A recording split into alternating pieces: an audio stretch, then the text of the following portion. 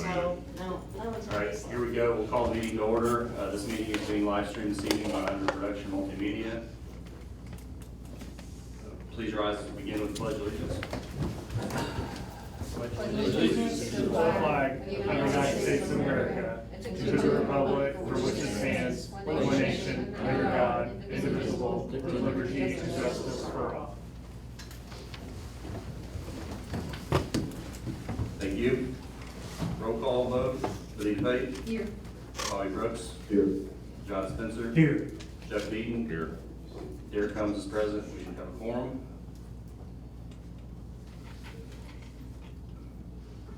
You provide a copy of the agenda for tonight's meeting. Ask for a motion to approve the agenda. I'll make that motion. I second. Any further discussion on the agenda? None. Ask for a vote to approve. All those in favor, please say aye. Aye. Aye. Motion passes. Move us on to the bids for the Family Activities Park court bid opening, the HWC. Welcome. Hi. Hi.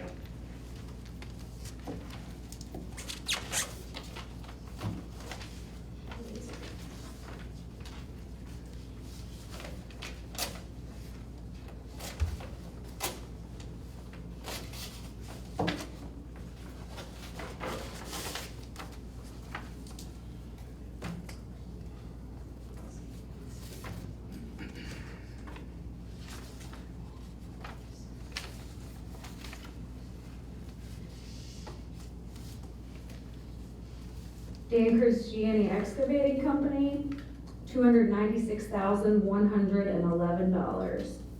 $296,111.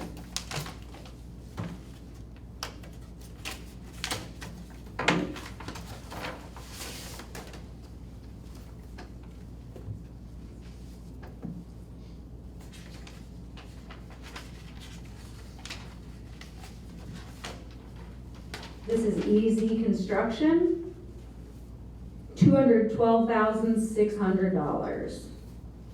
212600. Who was that again? Easy Construction.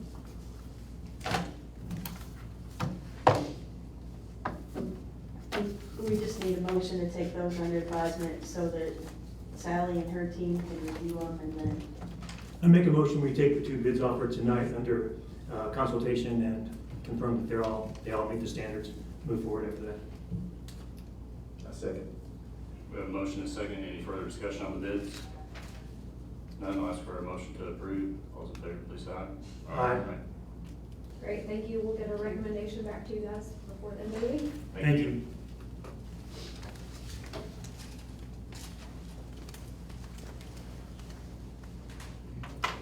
Moving on to the approval of the minutes from the June 2nd regular meeting. I ask for a motion to approve the minutes.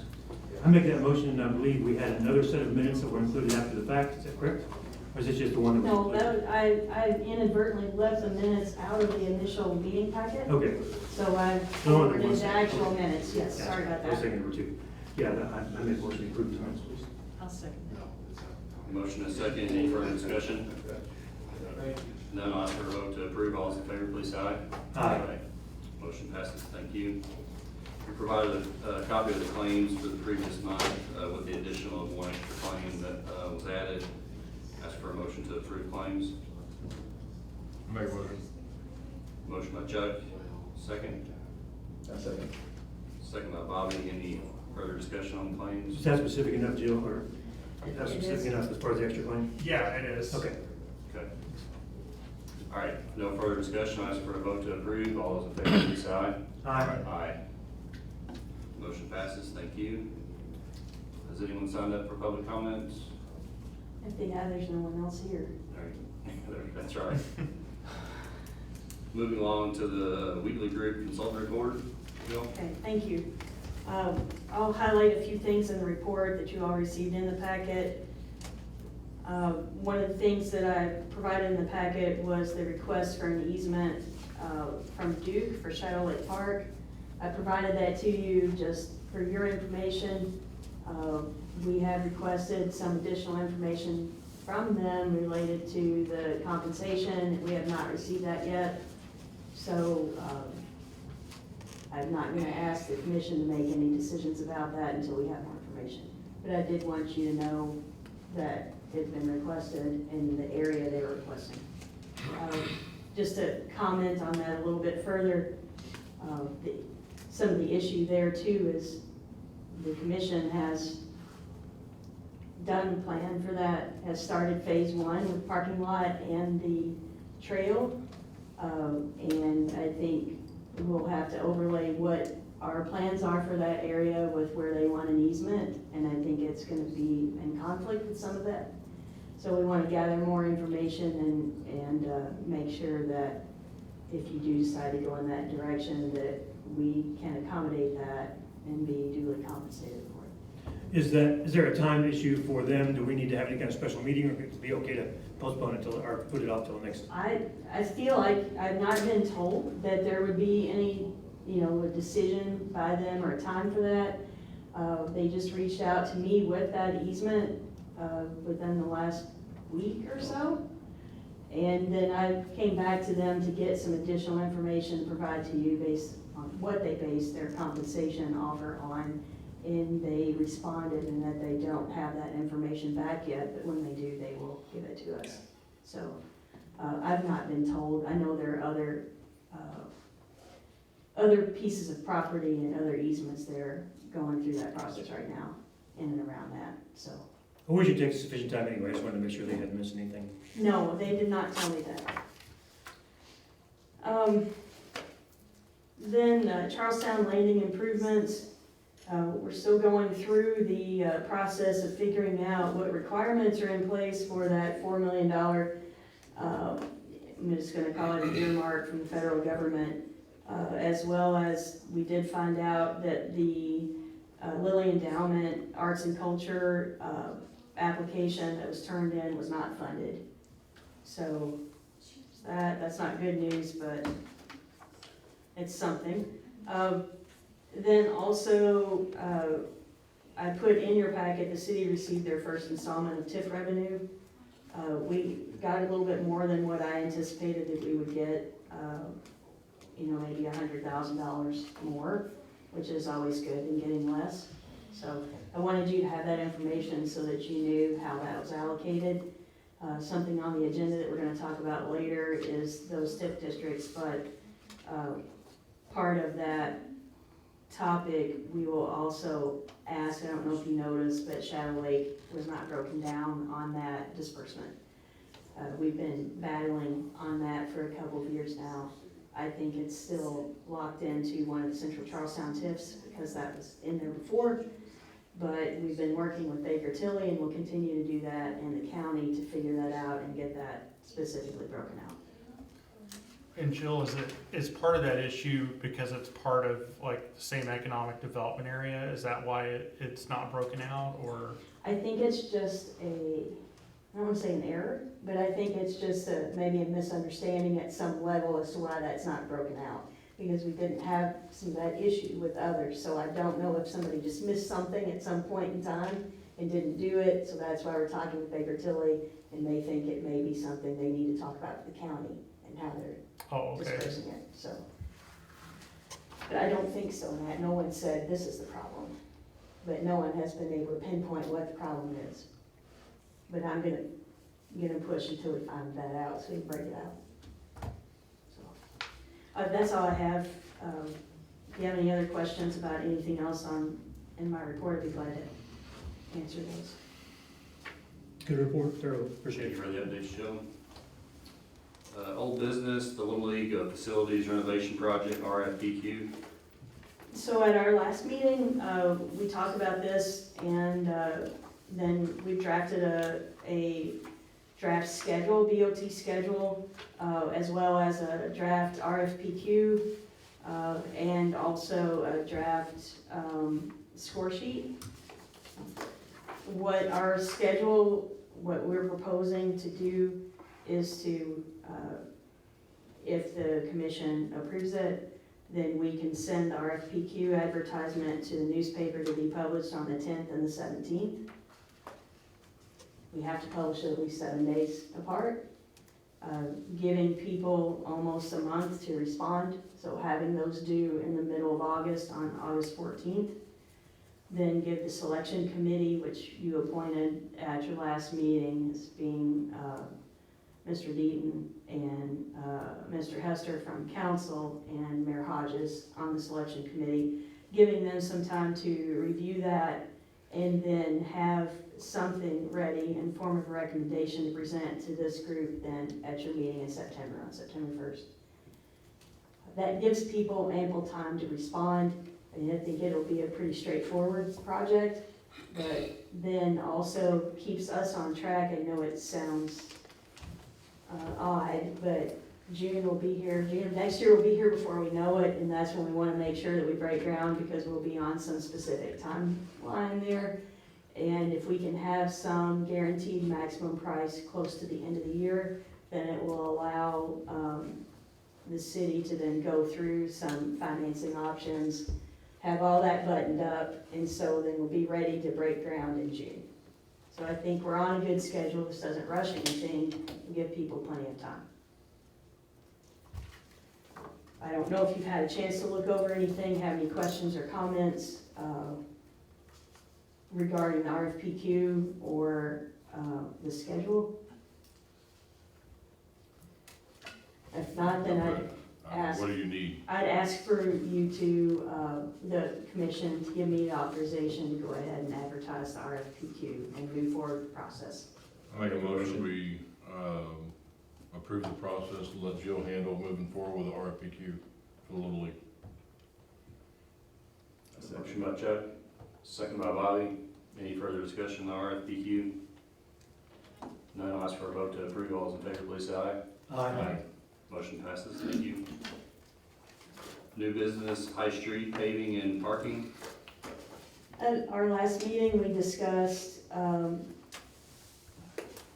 have been meeting before, we discussed the paving of the little section of High Street at the intersection of Level. That's within the city limits, one of the city's roads. We received a quote to do that by Libs, who is currently doing the community crossings grant in the city. Something else, so you would approve to do that. What's happened since, at some point, we did some drainage improvements at Forest Edge next to what used to be Sigma. I don't know if it's still called Sigma or not. There's a business coming down the hill there. When they did the drainage improvements to try to keep water off of that, then somebody's gonna have to help me with what these, like bamboo mats. There's some type of like drainage control there that was in place during construction. One of those torrential downpours came, flooded the Sigma building. In working with that property owner, they asked if we could make them a parking lot there. The city can't do that. If the city's gonna use public funds for public improvements, it has to be a public parking area. So we received quotes, HWC drafted scope of work, received a quote from Libs to do would be a public parking area. You had the graphic in your packet there right at Level Street. You can see where it's, pardon the pun, but leveled off there, so it makes sense to put parking there. That would be public parking that would be available for that business or anyone else that wanted to park there. So we received a quote for $24,000 to do that. So what I'm asking is for your approval to move forward with that $24,000. The contract itself is actually working through the Board of Works, so we would just agree to pay, but the Board of Works would then make the amendment to Lib's contract. And is this equivalent to quid pro quo? I mean, is what we're doing? The owner Satisfied. said he would be satisfied with some type of parking there is available for his business, in lieu of any payment for damage, any type of flood damage. And that'll be formalized. Mhm. So I make a motion, we approve it. A second. Motion is second by Chuck. Any further discussion on the High Street paving? None, I'll ask for a vote to approve. All those in favor, please say aye. Aye. Motion passes, thank you. Moves us on to the approval and review and amend of the TIF districts. I alluded to this in my report. I talked about this a little bit last month as well. On one of the calls that we had with Baker Tilly to discuss the availability of funds for the Little League project, they brought up that a lot of the, not a lot, but there are several parcels within the TIF districts that are residential, and none of your TIFs are residential TIFs, so that does not bring in any revenue. There are also a number of parcels that were, exempt from property tax. So they suggested we kind of look at all of the TIF districts and try to remove those parcels that were not eligible. So we have done that. The Wheatley group went through a mapping exercise and went through and mapped all the parcels, and then mapped some that we felt like fit that category, that were not contributing to your TIFs, and would not in the future. And so we ran that by Baker Tilly with those parcels, which matched the ones that they thought should be removed. We also went through an exercise with Mayor Hodges and Donna Coomer just to make sure that they also were aware of this. What I'm asking for from you tonight is approval for us to start that process to make those adjustments to those TIF districts, one of which would be the elimination of the North Clark TIF. Matt and FBT Gibbons have put together a very good schedule, which I included in your packet, that if you give approval to move forward, then he and I can start working on that tomorrow morning with parcels and get. We would that like to going. review each parcel tonight before you move forward. Kidding. You can, if you'd like. No problem. I think we're good. Okay. And just one other thing we kind of wanted to get your all's feedback on. So my team and Jill's team, we think the cleanest way to do this, given that these are separate TIF districts that have been amended and stuff over the years, we think the cleanest way to do this would be for each TIF area that's being amended. Approvals will happen at the same time, but do it by a different resolution. And so that was just one other thing we wanted to get your all's feedback on. We think it would be cleanest and the least confusing to do it that way. So if we need to amend something later, we just amend the one resolution versus all of it. Exactly, instead of having to have all these other maps and That would be a exhibits. lot cleaner for us too. Yeah, I agree. Great, makes sense. And we have it mapped out like that. I mean, we have each identified by what would be their TIF district. So it would be easy for us to do that. Just more paperwork, right? More paperwork, but less of a Frankenstein document, Right. so. We love paperwork and bureaucracy, we love it. I love it. I'm good with it. So Jill, I think you were looking for a motion. Yes. To, To move forward with the process, Does the motion include Matt's? yes. mhm. Okay. Ask for a motion to, I'll make a motion. I second. a motion and a second. Any further discussion? No, I'll ask for a vote to approve. All those in favor, please say aye. Aye. Thank you. Moves us to the Highway 62, Highway 3 Gateway signage amendment.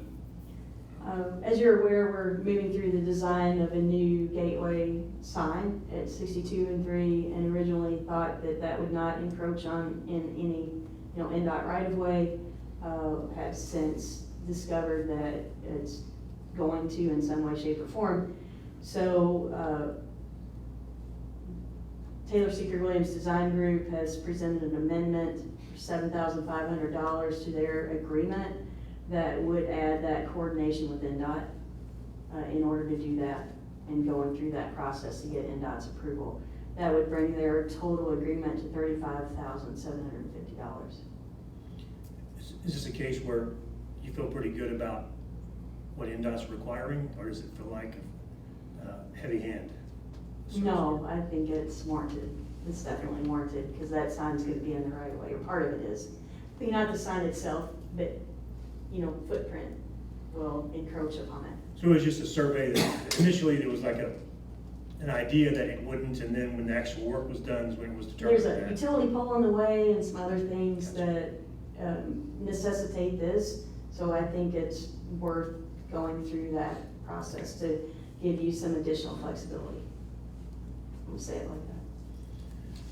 I'll make a motion to move forward on this then. Motion by John, is there a second? I'll second. Second by Benita. Any further discussion? None, I'll ask for a vote to approve. All those in favor, please say aye. Aye. Motion passes, thank you. Moves us to the last item on the agenda, the consideration of resolution 2026 R2, the RDC rules of conduct.